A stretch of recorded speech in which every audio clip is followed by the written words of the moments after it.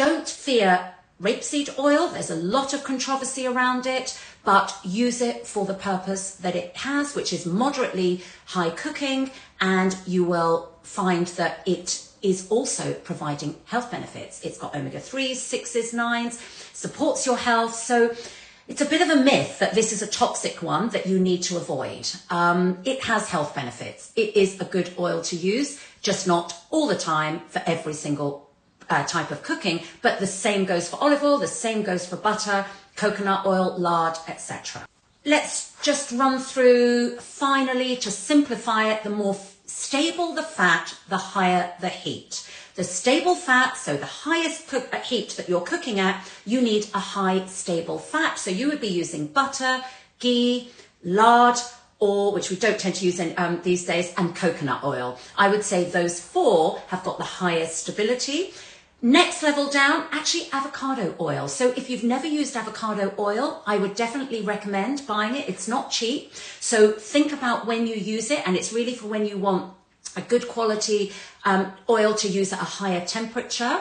I like to use a spray oil, and if you go to my profile on Instagram, you will be able to see Vilgain, which is a company that I use, and I buy stable, really good quality spray oils. There's a lovely kit that they have with all the different oils in a spray.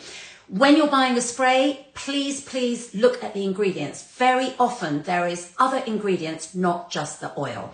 You want just the oil in a spray. Anything else that makes it smoother, that makes it easier to spray, are additives we do not want. And I think you would be surprised. Some top brands do have additives, and you do not want that in your spray oil.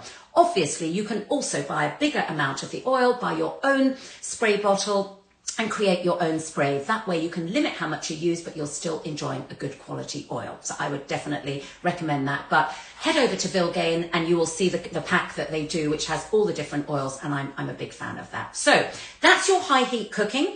Your medium heat cooking is where you would use olive oil, and also butter and ghee as well. So don't dismiss those two. Butter is a stable fat, so is ghee.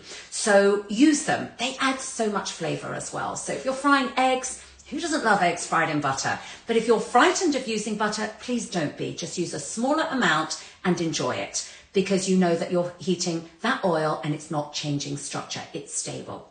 And then if you want something that is just more ubiquitous, so you're using something more and more, I would use rapeseed oil or sunflower oil there, because those are your sort of workhorse oils. But again, because you're not using that all the time, you're varying, you're not going to be over consuming. And that's the most important thing, is just not over consuming of one particular oil and not only using the same oil. So if you are one of those that say to me, I only use olive oil, I urge you to reconsider and just think about varying the oils that you use, so that you are getting the health benefits of each of those oils. You're using the right oil for the amount of heat that you're adding, and you're therefore not going to be negating any of the benefits that those oils are providing. So I hope that has clarified. Any questions, please put them into the comments. I will endeavour to answer them.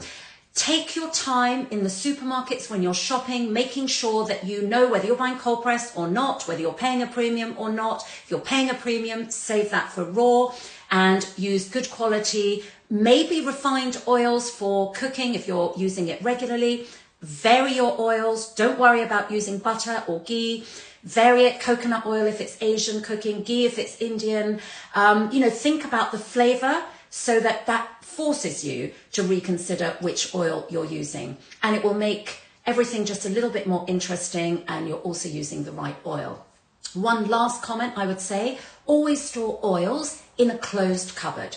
So if you tend to leave your oils out by the cooker, that is fine, but they should be in a dark glass container to stop the sunlight coming into it. That's something that I see a lot in kitchens as well. So if it's in a dark glass bottle, that's great. If it's plastic, I prefer glass bottles, but obviously that depends on where you're buying your oils from and the cost. But if it's clear, certainly if it's plastic, I would put those in a closed larder so it's dark. But if you want them on display, you can even buy a dark bottle to keep them on display by your cooker. So let me just have a look. Thank you so much, scaremongering. I'm just reading a comment here. Scaremongering about seed oils. And yes, I've just been using extra virgin olive oil for everything. I mean, I really hope those two issues in themselves are clarified. Please don't fear rapeseed oil. More and more nutritionists are coming out saying exactly the same. There is a band of warriors who will still try and scare you. Just please ignore it. There is nothing wrong with rapeseed oil, and certainly not when you're using it amongst all those other choices. And the other part of that comment was, yes, I use extra virgin olive oil for everything. Use it, but not for everything. And now you have some more choices. If you're watching this on repeat, please pop any comments below and I will endeavour to answer them. Keep following my posts, and I love to see your comments. Share anything that you find useful and let me know in the comments if there's anything else you'd like addressed.